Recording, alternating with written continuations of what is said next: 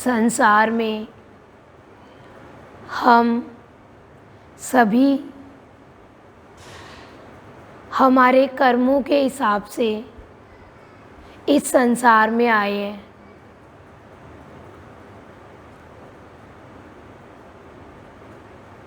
तो इस संसार में भगवान ने हमें कर्मों के फल के मुताबिक भेजा है। तो अब हम बच्चों को भावयोगी संत से जुड़ कर के जो हमारे चैतन्य प्रभु है उनसे जुड़ कर के अपनी चेतना को जागृत करना है। क्योंकि संत ये एक ऐसे होते हैं जो हमारी चेतना को जागृत करते हैं और हमें इन कर्मों से मुक्ति पाने का रास्ता बताते हैं। हम प्राणी तो संसार में आकर काया में ही लगे रह गए और इस काया के द्वारा हम अपने संगी साथियों का, अपने परिवार का, उन्हीं का काम करना, अपने शरीर के लिए कार्य करना, बस इसी में ही लगे रह गए और भूल गए अपने जीवन के उद्देश्य को कि मैं इस संसार में क्यों आया था।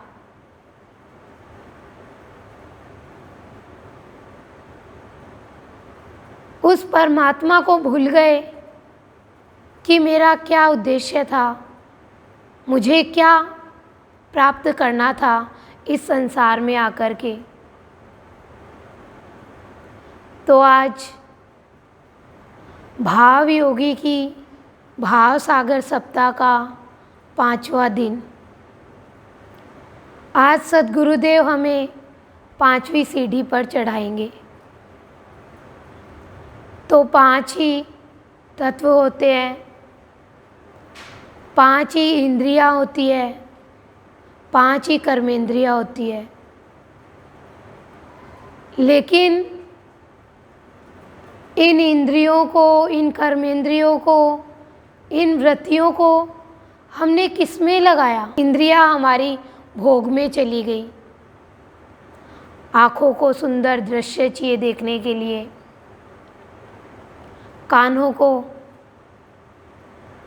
जैसी हम वाणी सुनना चाहते वैसी वाणी चाहिए, जीभ को स्वाद चाहिए, त्वचा को अच्छे वस्त्र चाहिए और नाक से हम श्वास लेते रहें। भोग में ही हमने हमारी इंद्रियों को लगा दिया और कर्मेंद्रियां हमारे स्वार्थ के कर्म में लग गई। इन कर्मेंद्रियों के द्वारा हम बस अपना स्वार्थ सिद्ध हो जाए यही कार्य करने लग गए। गुरुदेव ने अपने जीवन परिचय में भी बताया है कि पशुवत भाव होता है ना, वो होता है स्वार्थी भाव, जो सिर्फ अपने ही स्वार्थ में लगा रहता है। फिर उसको ये ज्ञान भी नहीं रहता कि अपने स्वार्थ सिद्धि के कारण किसी का अहित हो रहा है क्या, किसी को दुख पहुंच रहा है क्या, किसी को परेशानी हो रही है क्या। वो इस चीज़ की ओर ध्यान नहीं देता। तो कर्मेंद्रियों के द्वारा हम स्वार्थ के कर्म करने लग गए और वृत्तियाँ हमारी बहिर्मुखी हो गई। संसार में रस लेने लग गई हमारी वृत्तियाँ, हमारा मन, हमारी बुद्धि, हमारा चित्त और हमारा अहंकार।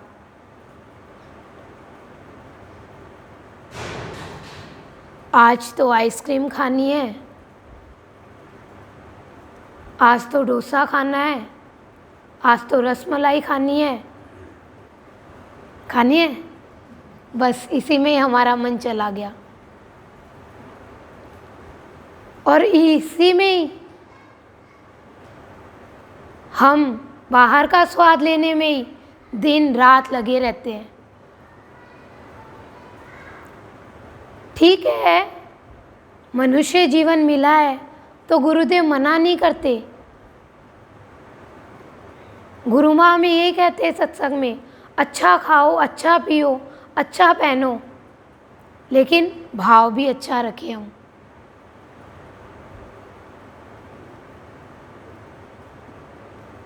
तो हमारी ये इंद्रियां, कर्मेंद्रियां इसी में ही जाने के कारण और हम भूल गए कि इन कार्यों को करते हुए मुझे आत्मिक कार्य भी करने हैं, मुझे सात्विक कार्य भी करने हैं, मुझे सत्कर्म भी करने हैं। तो संत की शरण में जब हम आते हैं तो संत हमें चैतन्य से जोड़ते हैं, हमारी चेतना को जागृत करते हैं।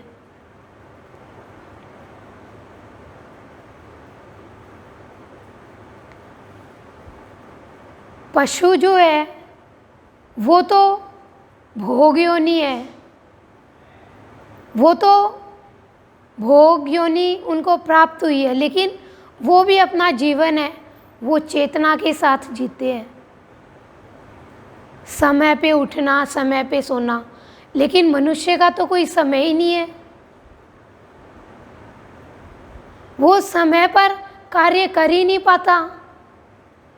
जो कार्य वो इस संसार में करने के लिए आया है वो कार्य मनुष्य नहीं कर पाता है।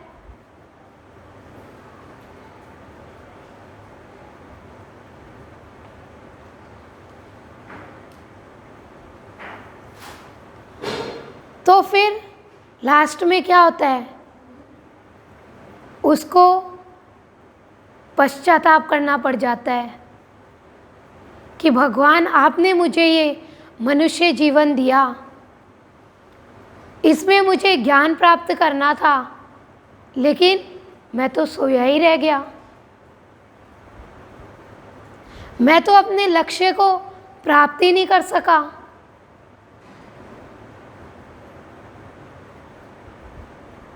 अब कोई प्राणी सोया हुआ है तो उसके पास से चाहे कोई भी चीज़ उठा के ले जाओ, उसको नहीं पता, चाहे कैसी से कैसी महंगी से महंगी उसके पास वस्तु रखी हो, चीज़ रखी हो, लेकिन सोया हुआ है तो कोई भी उठा के ले जाएगा। तो वैसे ही हम प्राणी अगर भीतर से सोए हुए हैं,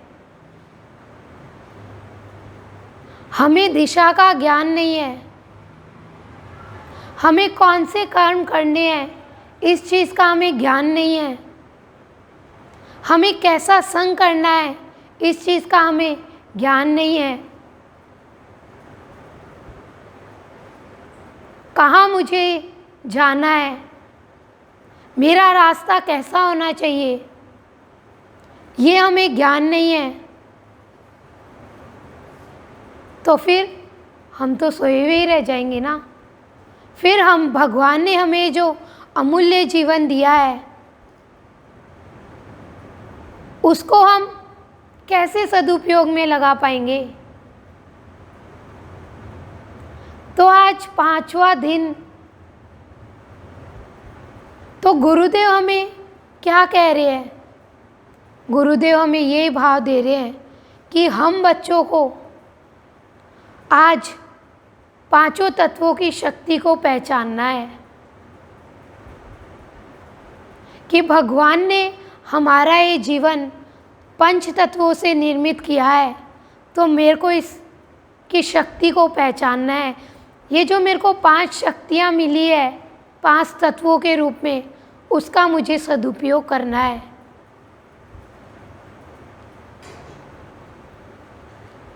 मुझे जल के जैसे हर पल भाव में बहते रहना है। ज्ञान की अग्नि से मुझे मेरे अंदर के अज्ञान को, विकारों को, इन सब को जलाना है। धरती के जैसे मुझे धैर्यवान बनना है। आकाश के जैसा विशालता का भाव वो रखना है और वायु के जैसे हर पल बहते रहना है।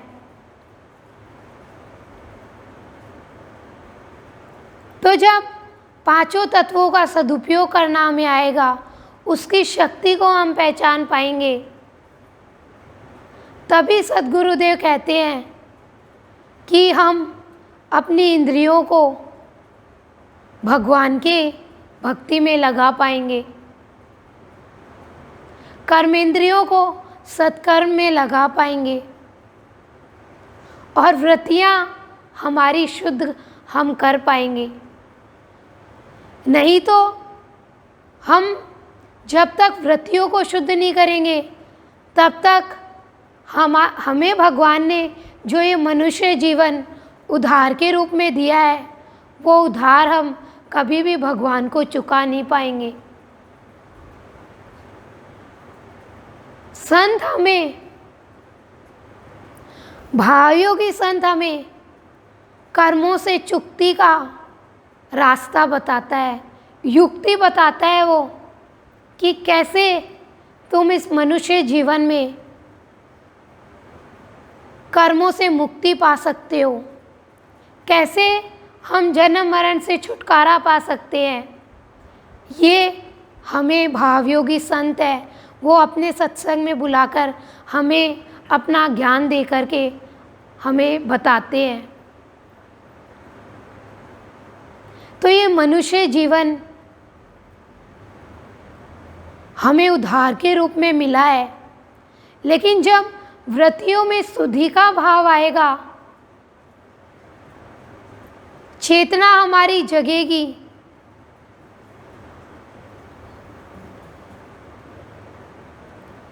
तो ही हम बच्चे हैं, भगवान के ऋण से उऋण हो पाएंगे और उधार है वो चुका पाएंगे। और तभी हमारे जीवन से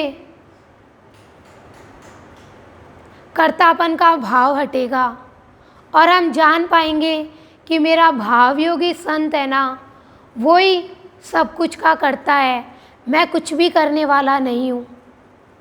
और जब हम अपने कर्ता को पहचान लेंगे, सब कुछ का करने वाला मेरा भगवान है, ये पहचान लेंगे, तो कभी भी हम प्रदर्शन में, दिखावे में नहीं जाएंगे। नहीं तो हमारे अंदर में दिखावे का ही भाव रहेगा, प्रदर्शन का भाव रहेगा। और प्रदर्शन का भाव कभी भी भगवान का दर्शन नहीं करने देगा हमें। उसमें तो फिर हमारे अंदर में हर पल क्या भाव रहेगा कि मैं ही कुछ करने वाला हूँ, मैं बहुत बड़ा हूँ, मैं बहुत ज्ञानी हूँ, मैं बहुत बड़ा तपस्वी हूँ, मेरे पास इतनी सारी जानकारी है, लेकिन हासिल क्या होगा? कुछ भी नहीं होगा। रावण ने बहुत कहा था कि मेरे पास बहुत शक्ति है, मैं कुछ भी कर सकता हूँ, मैं आकाश की सीढ़ी लगा दूंगा, सोने में सुगंध कर दूंगा, पानी में काई नहीं जमने दूंगा, लेकिन कुछ कर पाया क्या वो? इतना बड़ा उसका परिवार था, इतना सारा उसको ज्ञान था, इतना सारा उसके पास में धन था, इतनी सारी उसके पास में शक्ति थी, लेकिन अपनी मैं के बल पर था ना, तो कुछ भी नहीं कर पाया। जब प्राणी के अंदर में चेतना जगती है, ज्ञान होता है, होश में आता है वो, तो फिर वो तो अपने जीवन में अपने भगवान के भाव में बहता जाता है, संत धार में बहता जाता है, भाव की धार में बहता जाता है। फिर वो सुधार की बातें नहीं करता, अपना जीवन संत धार में बहा लेता है और अपने जीवन को सुधार लेता है। क्योंकि संत ही है जो प्राणी को मान और अपमान से ऊपर उठाते हैं। और जब प्राणी संत का भाव प्राप्त करके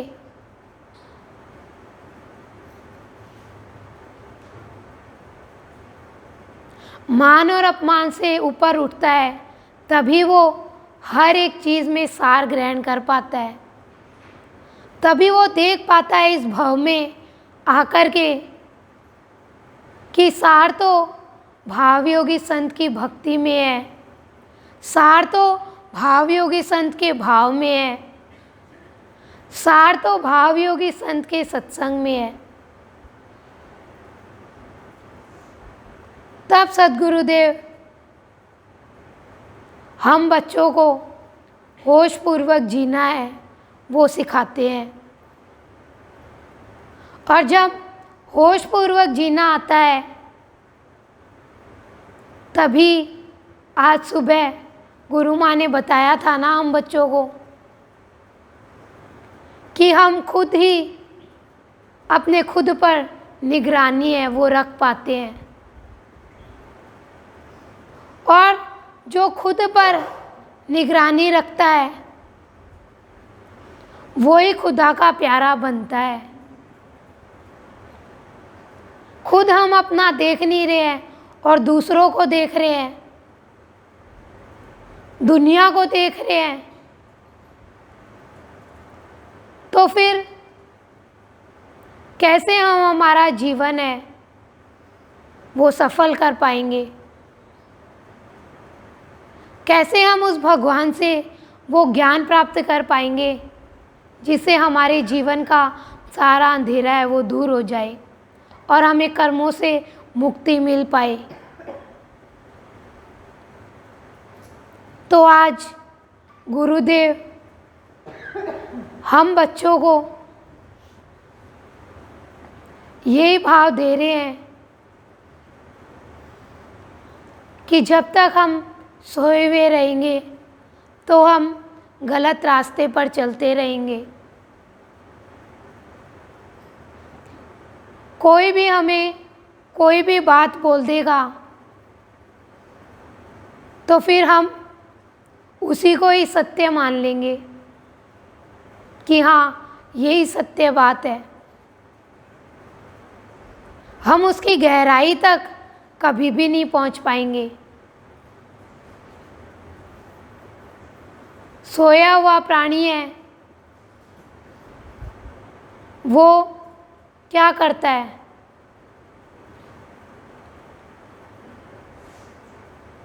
अपनी प्रशंसा चाहता है,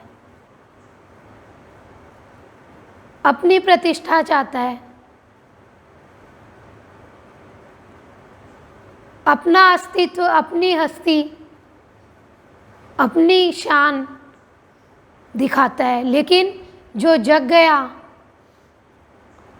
गुरुदेव कहते हैं, वो कभी भी अपना मान नहीं चाहेगा, अपनी झूठी शान नहीं दिखाएगा, कभी भी वो अभिमान नहीं करेगा।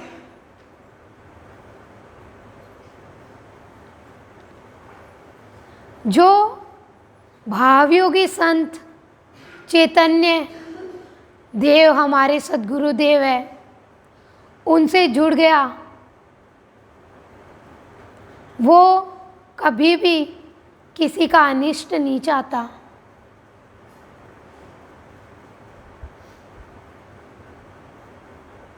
क्यों? क्योंकि उसका इष्ट है वो हर पल उसके सम्मुख रहता है। कभी भी वो अपने भक्त के अंदर में किसी के लिए भी अनिष्ट की भावना नहीं आने देता। क्योंकि भावयोगी संत का भक्त जानता है कि अगर मेरे अंदर में थोड़ा सा भी किसी के लिए बुरा करने का भाव आ गया, दुर्भाव आ गया, तो मैं मेरे इष्ट से दूर हो जाऊंगा।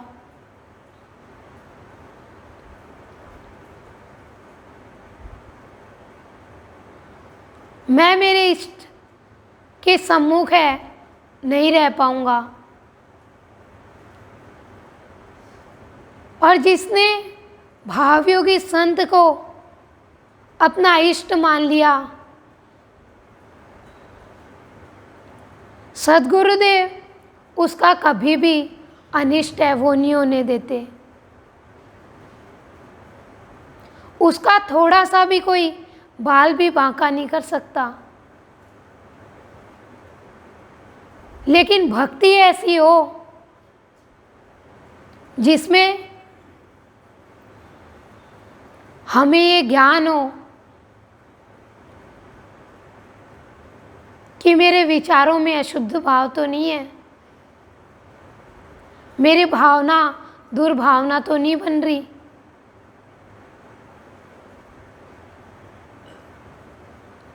तो जब भावयोगी संत को भक्त अपना इष्ट मान लेता है तो वो इष्ट उसको अभीष्ट की प्राप्ति करवाता है। जो वो अपने जीवन में चाहता है कार्य भक्ति में करना, तो वो इष्ट उससे उसका सारा जो अभीष्ट है, अभीष्ट की प्राप्ति, जो भी उसकी चाह है, कामना है, इच्छा है, वो पूरी करता है। लेकिन भक्त भी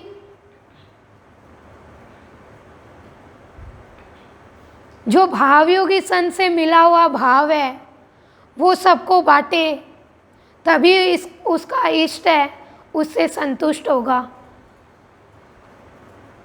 इष्ट ने हमारे अभीष्ट की प्राप्ति हमें करवा दी तो हम संतुष्ट हो गए। तो इष्ट भी तो हमसे संतुष्ट होना चाहता है कि मैंने जो मेरे भक्त को भाव दिया है वो ये भाव हर एक जन जन को बांटे, हर जन में ये उस भाव को जगाए, उस भाव को बहाए। अब भक्त है वो खुद ही अगर लेके बैठ जाए और भगवान को पीछे कर दे, भगवान का भाव है वो खुद ही लेके बैठ जाए और ईर्ष्या के कारण किसी को दे नहीं, तो फिर इष्ट कैसे संतुष्ट होगा उससे? इष्ट के अंदर में भी तो यही रहेगा ना कि देख मैंने इसको भाव दिया लेकिन इसने तो मेरे भाव को अपने पास ही रख लिया और ये तो अपना नाम चाहने लग गया कि लोग मुझे जाने, मुझे माने, मुझे पहचाने। इसने तो मेरे भाव को ही दबा दिया ईर्ष्या के कारण, अभिमान के कारण। कमजोर व्यक्ति कभी भी इष्ट को संतुष्ट नहीं कर सकता और इष्ट ने जो भाव दिया है उसको कभी भी किसी में फैला नहीं सकता। और जिसके अंदर डर का भाव आ गया वो भी आगे नहीं बढ़ सकता, वो भी इष्ट को कभी भी संतुष्ट नहीं कर पाएगा।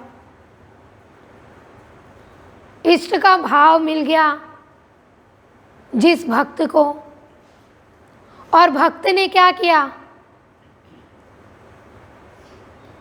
भगवान के बच्चों को ही सताने लग गया। भक्त तो नहीं कहेंगे, साधारण इंसान ही कह सकते हैं, क्योंकि भक्त तो भगवान के बच्चों को सताता नहीं है अगर सच्चा भक्त है तो।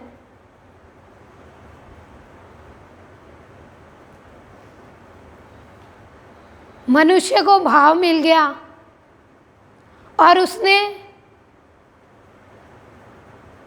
योग्य बच्चों को तो पीछे कर दिया ईर्ष्या के कारण, और अयोग्य को आगे कर दिया, तो इष्ट कैसे संतुष्ट होगा? कभी भी उन प्राणियों से, उन मनुष्यों से इष्ट है वो संतुष्ट नहीं हो सकता जो भगवान के भक्तों को, भक्ति करने वालों को, सत्य के रास्ते पर चलने वालों को ही पीछे कर देते हैं और अयोग्यों को आगे कर देते हैं।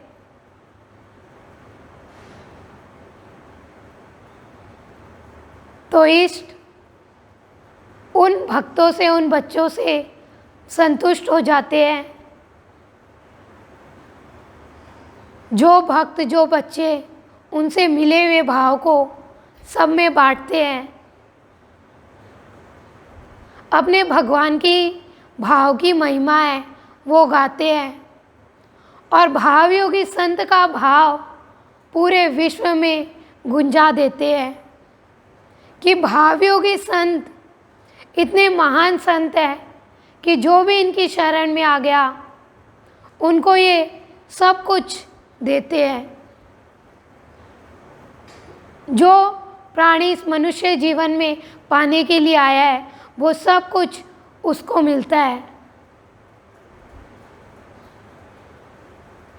तो आज चेतना की अमृतवाणी में सद्गुरुदेव हम बच्चों को क्या ज्ञान देना चाह रहे हैं, क्या समझाना चाह रहे हैं। हम बच्चों को ध्यान से सद्गुरुदेव की हर एक बात को सुनना है और उसको ग्रहण करके अपने जीवन को होशपूर्वक जीना है।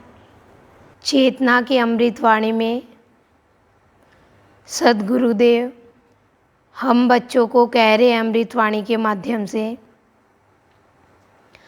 गूंगा अपने ही इशारों में समझता है, वाक चतुर भाषा की चातुरी में, समझना ही काम चाहे गूंगा बने चाहे जीवा चलाए। अमृतवाणी है सद्गुरुदेव की। गूंगा अपने ही इशारों में समझता है, वाक चतुर भाषा की चातुरी में, समझना ही काम चाहे गूंगा बने चाहे जीवा चलाए। सद्गुरुदेव अमृतवाणी में भाव दे रहे हैं कि जो प्राणी गूंगा होता है उसको इशारे में ही समझाया जा सकता है, क्योंकि मुख का और कान का कनेक्शन होता है। करीब करीब जो बोल नहीं सकते ना वो सुन भी नहीं सकते। तो कह रहे हैं वाक चातुर भाषा की चातुरी में। और अगर हम कोई बोलने वाला व्यक्ति है और उसको हम गूंगे होके इशारे में कोई चीज़ समझाएंगे तो वो समझ नहीं सकेगा, और गूंगे को हम बोलकर कुछ समझाना चाहेंगे तो वो भी नहीं समझ सकेगा।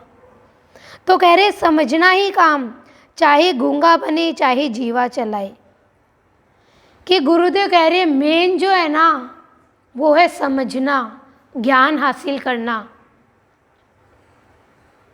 अब कोई बच्चा है, उसके सामने हम ये कहें कि बेटा तेरे को बड़ा होके डॉक्टर बनना है, इंजीनियर बनना है, तेरे को ये करना है, तेरे को खूब पैसा कमाना है, वो क्या समझेगा? छोटा सा बच्चा है, वो तो रसोई में जाएगा, आटा परात में रखा है या कोई चीज़ और पानी रखा है उसमें खेलने लग जाएगा, आटे को बिखेर देगा। वो थोड़ी समझेगा। तो वही इसमें गुरुदेव कह रहे हैं कि हम प्राणी जो सांसारिक लोग हैं उनके सामने भक्ति की, भाव की, ज्ञान की बातें करेंगे तो वो क्या कहेंगे, अपने पास ही रखो अपनी ये बातें। वो नहीं समझेंगे। क्यों? क्योंकि वो तो धन की बात समझते हैं, बाहर की संसार की बातें समझते हैं। वो कहाँ भक्ति भाव की बातों को समझेंगे। और भक्त है उसके सामने हम संसार की बातें करेंगे, इधर उधर की बातें करेंगे, तो भक्त है उसको कोई इंटरेस्ट नहीं आएगा उन बातों में। तो गुरुदेव हमें यही समझाना चाह रहे हैं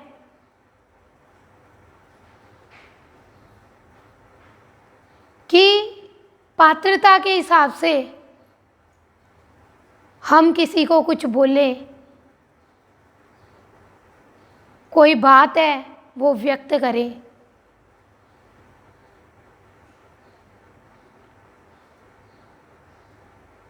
गुरुदेव के पास में, बाबा के पास में जो प्राणी जैसा भाव लेकर आता ना, गुरुदेव उसी के मुताबिक बातें बता देते उसको। कोई भाव प्राप्त करने का इच्छुक आता, जिसके अंदर में परमात्मा को जानने की इच्छा होती, परमात्मा के लिए व्याकुलता होती, तो गुरुदेव उनको वही बातें बताते, भाव की, प्यार की, परमात्मा की, अदृश्य की। और कोई सिर्फ सांसारिक काम बनाने के लिए आता, सांसारिक काम के लिए आता, तो गुरुदेव उनको वैसी बात बता देते। तो गुरुदेव हम बच्चों को यही कहना चाह रहे हैं कि हम प्राणी को समझना है। गुरुदेव कह रहे हैं कि मैं इतनी बातें समझाता हूँ कि ये जीवन क्या है, मृत्यु क्या है, लेकिन फिर भी हम प्राणी समझते ही नहीं है। गुरुदेव हमें सत्संग में बुला के भाव निर्जरनी के माध्यम से, संतमणि के माध्यम से, भाव के माध्यम से, साहित्य के माध्यम से समझाते हैं कि सत्य के रास्ते पर चलो। दुनिया दो नीति है, क्रोध मत करो, अभिमान में मत फूलो, कर्म कांड में मत फंसो। लेकिन हम ज्ञान है वो हासिल ही नहीं करना चाहते, फिर भी हम तो क्रोध करते हैं, फिर भी हम कर्म कांड में फंसे रहते हैं।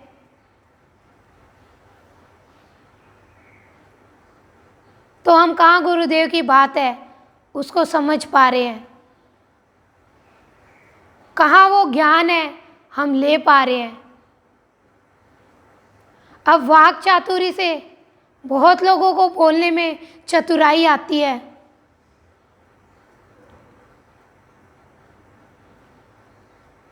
तो वो दूसरे को धोखा दे देते हैं वाणी के द्वारा। हम वाक चातुरी से बड़ा बड़ा प्रवचन कर देंगे,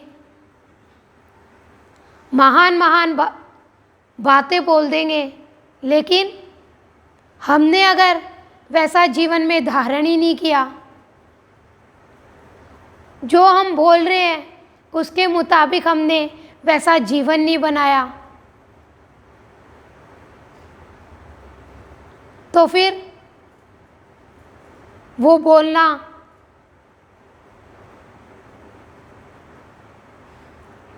वो कहना हमारा क्या काम आया। कुछ भी तो काम नहीं आया ना।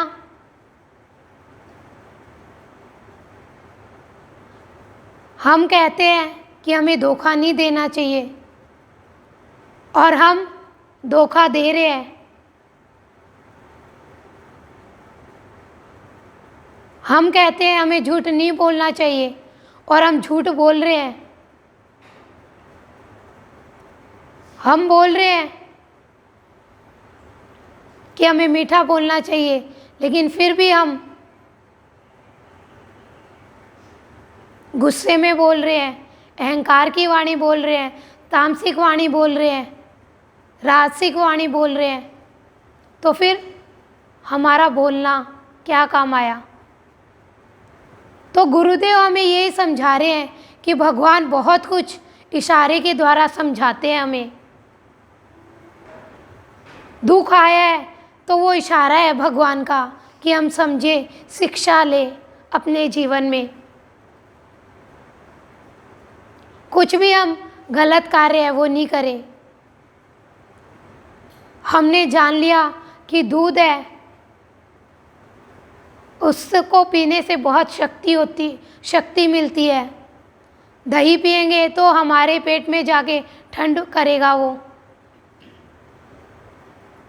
लेकिन हम ना तो दूध पी रहे हैं ना दही है उसका सेवन कर रहे हैं, तो क्या हमारे शरीर में ताकत आएगी?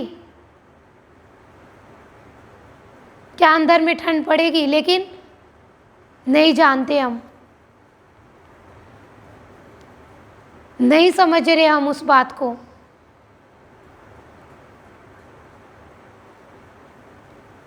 तो गुरुदेव हमें सत्संग में बुला करके यही समझाते हैं कि सत्कर्म करें। हम समझ देते हैं हमें, निज स्वरूप को पहचाने, हम स्वयं से जुड़े, हम स्वयं को देखें, हम आत्मज्ञान हम हासिल करें।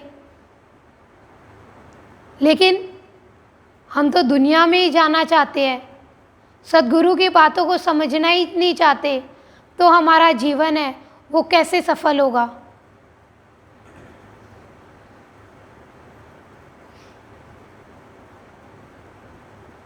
हिरण्यकश्यप भगवान के इशारों को नहीं समझ रहा, तो वो प्रहलाद को परेशान करता जा रहा है। लेकिन प्रहलाद भगवान के इशारों को समझ रहा है, भगवान के कार्यों को समझ रहा है।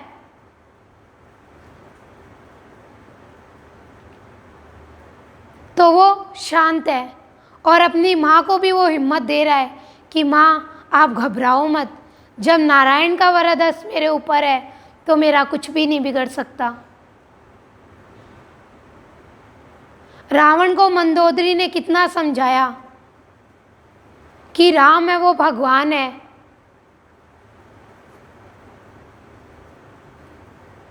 आप सीता को लौटा दो, लेकिन वो नहीं समझ रहा है। भगवान ने कितना उसको समझाया, इशारे में बोलकर भी।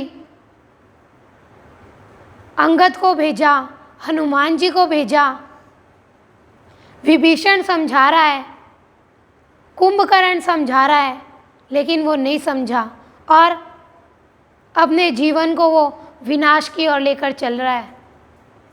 और विनाश को ही वो विकास समझ रहा है कि मेरा विकास हो रहा है।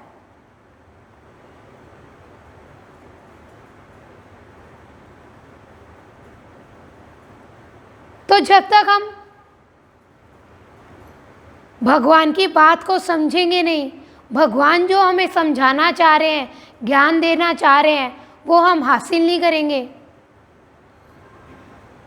तो फिर एक दिन पश्चाताप के अलावा हमारे जीवन में कुछ भी नहीं बचेगा। अब बच्चा है वो पढ़ाई कर रहा है, तो वो चाहे चुपचाप होके पढ़ाई करे और चाहे वो बोल करके समझने की कोशिश करे, लेकिन वो समझे तो सही ना, समझ तो आए उसको। पढ़ाई है वो जो कर रहा है, अब वो समझेगा ही नहीं तो पढ़ाई की भी क्या काम आई उसकी। तो वही गुरुदेव हमें कह रहे हैं कि अगर हम जीवन को समझेंगे नहीं,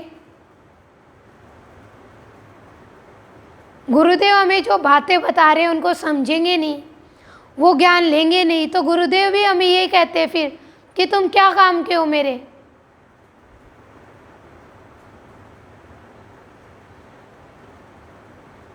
भगवान कृष्ण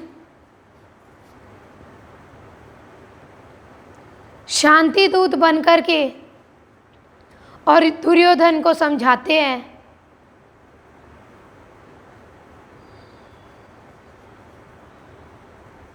लेकिन वो भगवान की बात है वो समझता ही नहीं है। भगवान उसको दिखा भी देते हैं कि ऐसे भीम तेरी जंघा पर वार करेगा और तेरा विनाश होगा, लेकिन वो तो अपने ही मद में, अपने ही अहंकार में इतना पागल हो रहा है कि वो भगवान को कह रहा है कि भगवान कि कृष्ण अपनी तो ये माया है ना तेरे पास में रख, मुझे नहीं चाहिए तेरी ये माया। तो वो नहीं समझा और उसने खुद का ही नुकसान कर लिया। तो हम भी कहीं वही तो प्राणी नहीं है कि भगवान हमें समझाते हैं कि इस दुनिया में मत जाओ, दुनिया में जितना जितना जाएंगे, व्यवहार में जितना जितना जाओगे उतना ही धोखा खाते जाओगे। जितना हम दुनिया में जाएंगे उतना ही हम भगवान से दूर होते जाएंगे। लेकिन हम सत्संग को एक साधारण ले लेते हैं, सत्संग की बातों को सामान्य बातें ले लेते हैं, तो अपने जीवन को समझ नहीं पाते। भगवान के इशारों को समझ नहीं पाते। हर एक घटना इशारा करती है कि प्राणी तू जान ले कि तुझे मनुष्य जीवन भगवान के लिए मिला है। हर एक दुख हमें शिक्षा देता है, हर एक सुख हमें शिक्षा देता है, लेकिन फिर भी हम नहीं समझेंगे तो फिर क्या होगा?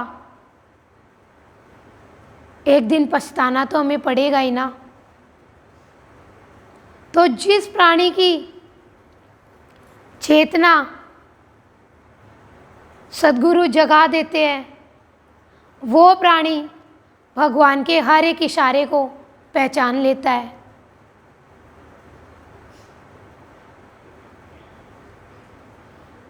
उद्धव जी को भगवान इतना इशारा कर रहे हैं, इतना समझा रहे हैं, लेकिन वो गोपियों के प्यार को नहीं समझ पा रहे।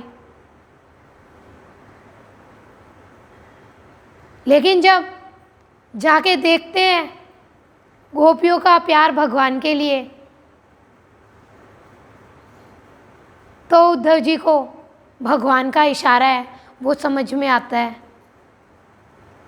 तो अमृतवाणी है सद्गुरुदेव की,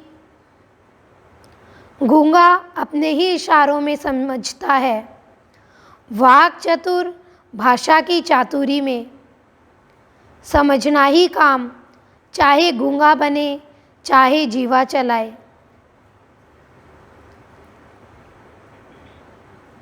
अब कोई बच्चा है, वो किसी दूसरे की चीटिंग करके और मैप भर दे कि इसने ऐसे ऐसे लाइन ड्रॉ करी,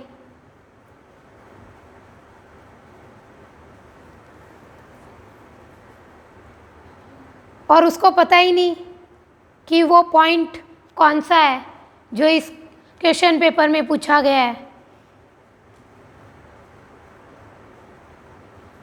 बस देख लिया उसने कि वो ऐसे ऐसे ड्रॉ कर रहा है, ऐसे ऐसे लाइन खींच रहा है और उसने वैसे वैसे खींच दी। पॉइंट नहीं देखा उसने कि कौन सा वो पॉइंट है।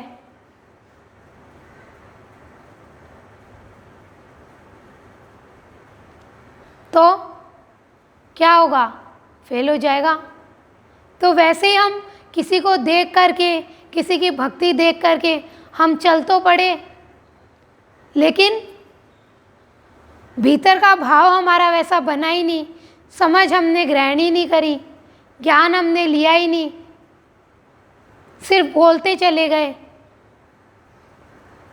भगवान की बातें, भक्ति की बातें, सत्य की बातें, ज्ञान की बातें खुद हमने धारण ही नहीं किया, तो कैसे हमारा जीवन है हम उच्च कोटि का बना पाएंगे?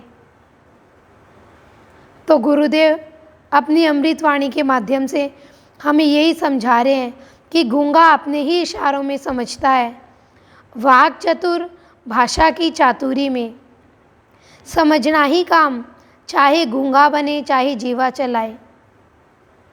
तो गुरुदेव कह रहे हैं हमें समझना होगा, पात्रता के हिसाब से ही हम सामने वाले के सामने अपनी बातें वो रखें।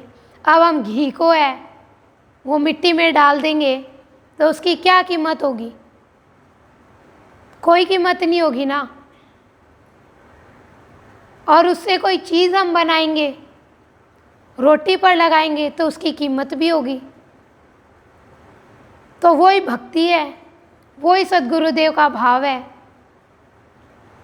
अगर हमने उसको यूं ही मिट्टी में डाल दिया सद्गुरुदेव के भाव को, सद्गुरुदेव जो अमृतवाणी के माध्यम से हमें समझाना चाह रहे हैं, संतवाणी के माध्यम से हमें समझाना चाह रहे हैं, वो हमने सुन के अनसुना कर दिया, तो हम कहाँ इस मनुष्य जीवन का मोल है वो कर पाएंगे? तो अमृतवाणी है सद्गुरुदेव की, गूंगा अपने ही इशारों में समझता है, वाक चतुर भाषा की चातुरी में, समझना ही काम, चाहे गूंगा बने चाहे जीवा चलाए। दूसरी अमृतवाणी है सद्गुरुदेव की, जल ने अग्नि से कहा, तुम तो जलती हो और मैं, तुम बहो यही जीवन है। अमृतवाणी है सद्गुरुदेव की, जल है वो अग्नि से कह रहा है, तुम तो जलती हो और मैं, भाई तुम तो जल रही हो और मैं, तो अग्नि कह रही है फिर जल को, तुम बहो यही जीवन है।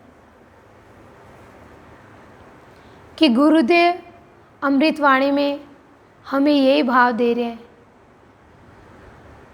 कि जो प्राणी जलता है वो प्राणी कभी भी शांत नहीं हो सकता, और जिस प्राणी ने अपना जीवन जल के सदृश बना लिया वो प्राणी हमेशा शांत रहेगा, वो औरों को भी शांति पहुंचाएगा। जल कितना काम आता है? आज हमारे शरीर में 70% जल है,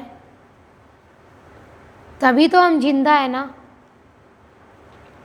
लेकिन जल तो हमारे अंदर में है, लेकिन हमने जल के जैसा शीतलता का भाव है वो नहीं अपनाया। शांत स्वरूप अपने स्वरूप को नहीं पहचाना, तो फिर कैसे हमारा ये जो जीवन है वो सुंदर बन पाएगा? जल जब बहता है ना तो जो भी आता है उसको अपने साथ में ले लेता है। बहता पानी निर्मला, तो कह रहे तुम बहो यही जीवन है, कि जल को कह रही है अग्नि कि तू बहता जा, तू ठहर मत। जल बहता है तभी तो कितनों की प्यास बुझाता है, वो खेती के काम आता है जल, गंदगी साफ करने के काम आता है, प्यास बुझाता है वो। और हम रसोई में भी जल का कितना उपयोग करते हैं। तो गुरुदेव भी हमें यही कह रहे हैं कि हम बच्चों को भी बहते जाना है, कभी भी हमें रुकना नहीं है। कह रहे तुम बहो यही जीवन है। एक जगह जो कोई जल है वो ठहर जाता है तो कैसे उसमें कीड़े गिर जाते हैं, काई जम जाती है। तो हमें भी जल के जैसे बहते जाना है। कोई भी छोटी सी किसी से बात हो जाती है, अनबन हो जाती है, तो हम तो क्रुद्ध हो जाते हैं, गांठ बांध लेते हैं कि इसने मेरे को ये कहा, ईर्ष्या करने लग जाते हैं, जलने लग जाते हैं, क्रोधित हो जाते हैं, रुक जाते हैं एक स्थान पर हम। लेकिन गुरुदेव हमें ये कह रहे हैं कि हमें तो बहते जाना है। गंगा जल है वो कितनों को पवित्रता देती है। कितने लोग गंगा में डुबकी लगा करके अपने स्वयं को पवित्र करते हैं। तो जल जब बहता है ना तो सब कुछ अपने साथ में ले लेता है। वैसे ही गुरुदेव हमें कहते हैं कि तुम भी जल के जैसे बहो मेरे भाव में, और सबको अपने साथ में भाव में बहा दो सबको। जब गंगा बहती है तभी तो वो गंगा सागर बनती है, तभी तो वो सागर का रूप ले लेती है, विशाल बनती है। तो अग्नि के लिए कह रहे हैं कि अग्नि कहती है कि अगर मैं भी जल तेरे जैसे बहने लग जाऊंगी तो घर के घर खत्म हो जाएंगे, घर के घर जल जाएंगे। जंगल में आग लग जाती है तो कैसे हो जाता है, थोड़ी सी भी कहीं आग लग जाती है तो जल्दी से उस अग्नि को बुझाते हैं।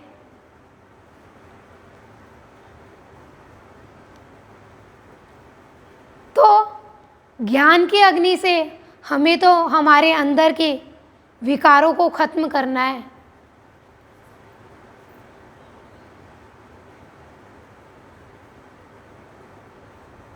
अपने अंदर के विषय वासना की जो आग है उसको खत्म करना है हमें। तो अमृतवाणी है सद्गुरुदेव की। जल ने अग्नि से कहा तुम जलती हो और मैं तुम बहो यही जीवन है। अग्नि कहती है अगर मैं बहने लग जाऊंगी ना, मेरे छोटा सा भी पतंगा भी अगर कहीं उछल के लग जाएगा तो भी सब कुछ जलकर है वो भस्म हो जाएगा, खत्म हो जाएगा। अग्नि भी कितनी उपयोगी होती है, लेकिन अग्नि है वो अच्छे को भी जला देती है तो वो खराब को भी जला देती है। अग्नि में हम खाना पकाते हैं और अग्नि में कई लोग हैं वो जलकर अपने आप को खत्म भी कर लेते हैं। मिट्टी को जब अग्नि मिलती है तो घड़ा बनता है, पक्का बनता है वो। तो गुरुदेव इसमें ये कहना चाह रहे हैं कि सब प्राणियों की अलग अलग विशेषता है, सबके अंदर अलग अलग गुण है। तो हम कोई भी अपने आप को कमज़ोर नहीं समझे, अपने आप को ये नहीं समझे कि मेरे पास तो ये ही नहीं है, मैं तो ये नहीं कर सकती। सबके अंदर अलग अलग विशेषता होती है। गुरु माँ से मैंने एक भाव सुना था कि जैसे हमारी ये संस्था है भाव योगी की, तो इसमें सबका अपना अपना कार्य है। कोई भगवान के सत्संग सदन में व्यवस्था संभाल रहा है, कोई सिलाई का कार्य कर रहा है, कोई झाड़ू करके भगवान की सेवा कर रहा है, कोई पोछा लगा करके सेवा कर रहा है, कोई भगवान के लिए प्रसाद बना करके सेवा कर रहा है, कोई भगवान का श्रृंगार करके सेवा कर रहा है। तो सबके अंदर अलग अलग विशेषता है। कोई भजन गा करके भगवान को खुश कर रहा है, कोई ज्ञान दे करके, भगवान का भाव दे करके सबके अंदर में भाव की जागृति कर रहा है, भाव को बहा रहा है। तो हमें तो चलते ही जाना है, बढ़ते ही जाना है भगवान के भाव में, भगवान की भक्ति में। ये नहीं सोचना कि मैं तो ऐसा कर ही नहीं पा रहा, मैं तो पढ़ी लिखी नहीं हूँ, मैं कैसे भगवान को पा सकती हूँ। जो पढ़ा लिखा नहीं है वो नाम स्मरण करके भगवान को पा सकता है, और कोई पढ़ा लिखा है तो वो भगवान की जो पुस्तकें भगवान ने दी है उनको पढ़ करके, ज्ञान हासिल करके तो भगवान को पा सकता है।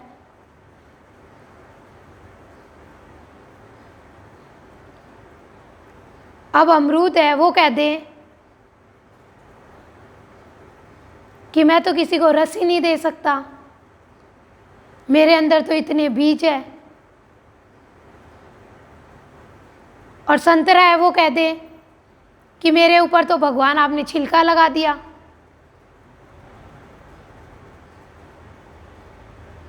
तो ऐसा थोड़ी है, संतरे की अपनी विशेषता है, अमरूद की अपनी विशेषता है। तो गुरुदेव हमें यही कह रहे हैं अमृतवाणी के माध्यम से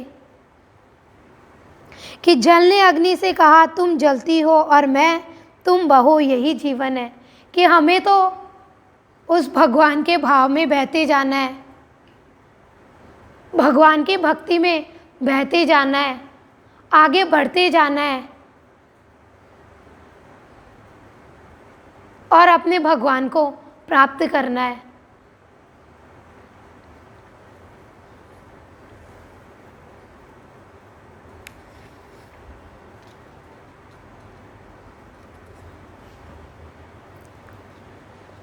आगे कह रहे हैं गुरुदेव हम बच्चों को, इनका सुधार, प्रश्न कर रहे हैं गुरुदेव, इनका सुधार, सुधि आए तो सुधार, नहीं तो रहा उधार। कह रहे हैं सद्गुरुदेव इनका सुधार, तो आगे कह रहे सुधि आए तो सुधार, नहीं तो रहा उधार। कि गुरुदेव कह रहे हैं उधर से तुम इधर आए मनुष्य जीवन में, लेकिन इस जीवन में आकर के भी अपने जीवन में सुधार नहीं लेके आए।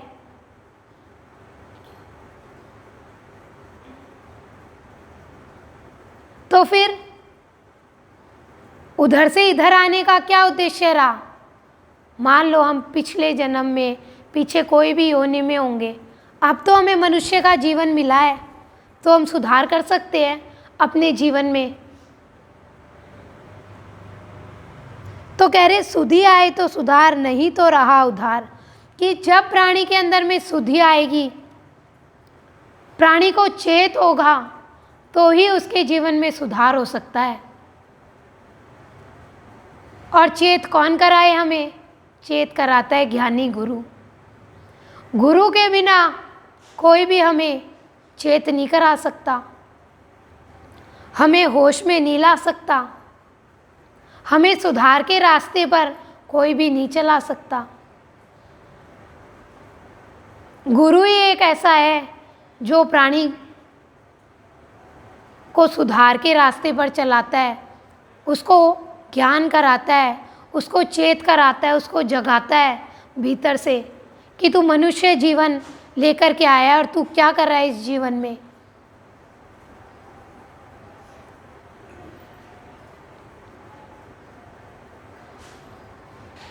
तो कह रहे हैं कि जब हमारे जीवन में सुधार होगा ना, तो ही हम उधार है उसको चुका पाएंगे। नहीं तो बार बार उधार रह जाएगा तो बार बार आएंगे। जैसे हमारे घर की तरफ कोई आए तो हम क्या कहेंगे, आज इधर किधर, इधर कैसे आए हो? तो क्या कहेगा कि आपके मोहल्ले में दूध के लिए आए हुए हैं, पूछने के लिए दूध। हमने सुना है कि भाई आपके मोहल्ले में गाय रखती है तो दूध की बंदी बांधने आए हैं। या फिर किसी को कार्ड देने आए हैं तो भी कह सकते हैं कि भाई कार्ड देने आए थे लेकिन वो मिले नहीं, तो अब काम हुआ नहीं हमारा, तो या दूध के लिए मना कर दिया तो काम बना नहीं हमारा। तो वही इस संसार में हम आए और हमारा काम अधूरा रह गया, हमारी उधार रह गई, तो दोबारा आना पड़ेगा हमें इस संसार में। जैसे कोई की तबीयत खराब है, कोई बीमार है, तो हम क्या कहेंगे कि सुधार है क्या,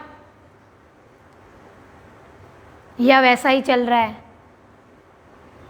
तो गुरुदेव भी तो हमसे कहते हैं कि सुधार आया क्या, मन में, बुद्धि में, चित्त में, विचारों में, भावना में, या वैसे के वैसे विचार, भावना, संस्कार है जैसे दुनिया में रहकर थे।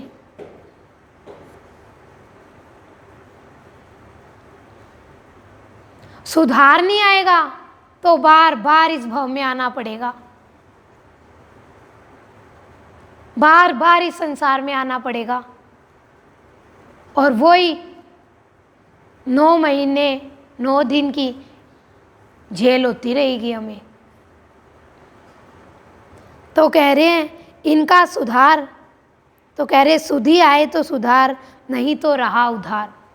कि संत की शरण में आकर के जब सुधि आती है, चेत होता है प्राणी को,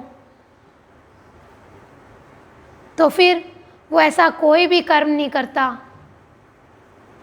जिससे उसके ऊपर उधार चढ़ जाए। क्या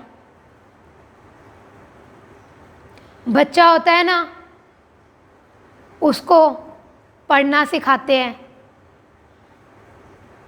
तो फिर वो गलत कर देता है तो टीचर लिखती है कि सुधार करो।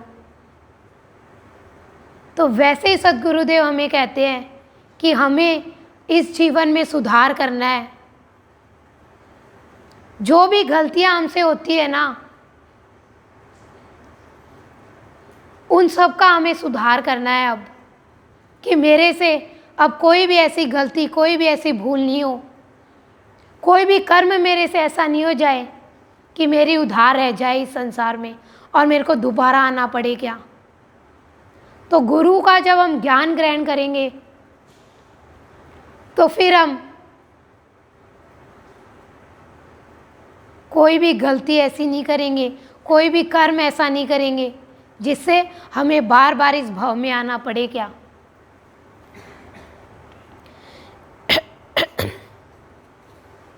फिर आगे अमृतवाणी है सद्गुरुदेव की।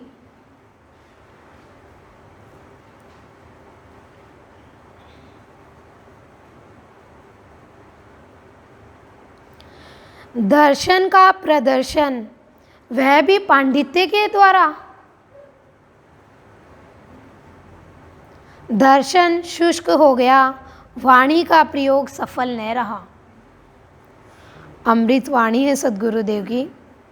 दर्शन का प्रदर्शन वह भी पांडित्य के द्वारा। दर्शन शुष्क हो गया, वाणी का प्रयोग सफल न रहा। गुरुदेव हम बच्चों को अमृतवाणी के माध्यम से समझा रहे हैं कि दर्शन भगवान का कोई करना चाहता है तो वो पांडित्य के द्वारा नहीं होगा, वाणी के द्वारा नहीं होगा कि बड़ी बड़ी पुस्तकों का अध्ययन कर लिया, ग्रंथों का अध्ययन कर लिया, पुस्तकों का बहुत सारा ज्ञान हासिल कर लिया तो दर्शन हो गया। क्या विवेकानंद जी भगवान का दर्शन करना चाह रहे हैं। सब जगह जा कर देख लिया उन्होंने कि कोई मेरे को भगवान का दर्शन करा दे, भगवान का दर्शन करा दे, नहीं हुआ। गए रामकृष्ण परमहंस के पास और कहा कि आप इतनी भक्ति करते हो,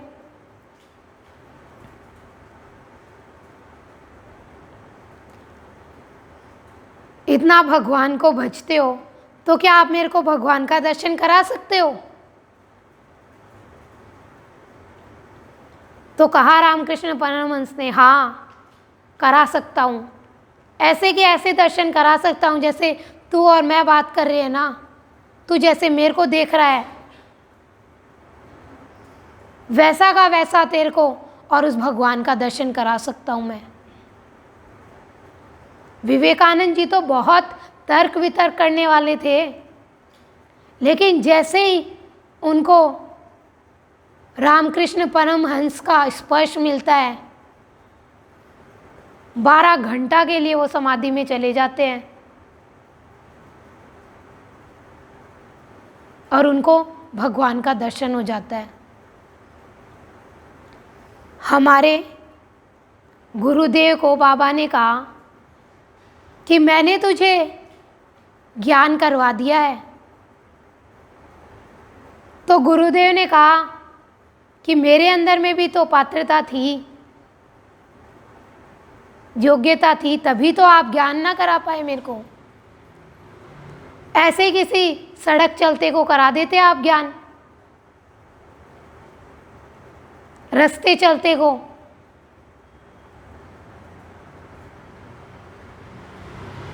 ठीक है, लेकिन संत तो किसी को भी महान बना सकते हैं। संत में तो वो योग्यता, वो विशेषता, वो उनकी महानता कहे, लेकिन संत प्राणी के अंदर का भाव देखते हैं कि इसके अंदर में दर्शन करने की सच्ची इच्छा है क्या, क्या सही मायने में ये दर्शन करना चाहता है क्या, तब संत है वो दर्शन करवाते हैं। नहीं तो संत है वो तो मिनट में चमत्कार कर सकते हैं, लेकिन संत है वो कभी भी चमत्कार के फेर में नहीं जाते।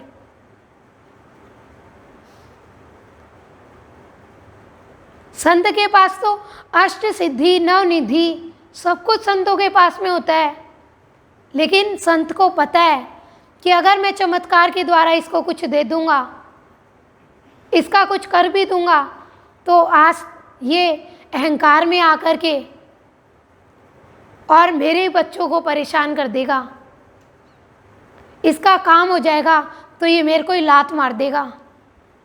इंसान की यही फितरत होती है कि उसको कुछ मिल जाता है ना तो वो अपने बराबर किसी को भी नहीं समझता। तो संत है वो कभी भी चमत्कार में नहीं जाते, वो तो प्राणी के भीतर का भाव है ना, विश्वास का भाव है, सच्चा ज्ञान लेने का भाव है, वो ही संत को मजबूर कर देता है उसको देने के लिए।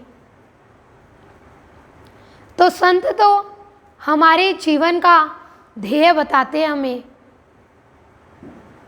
शुभ रास्ते पर चलने का, पुरुषार्थ के रास्ते पर चलने का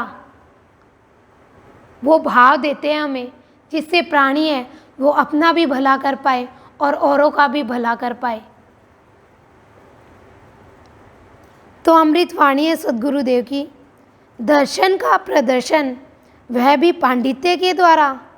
दर्शन शुष्क हो गया, वाणी का प्रयोग सफल न रहा।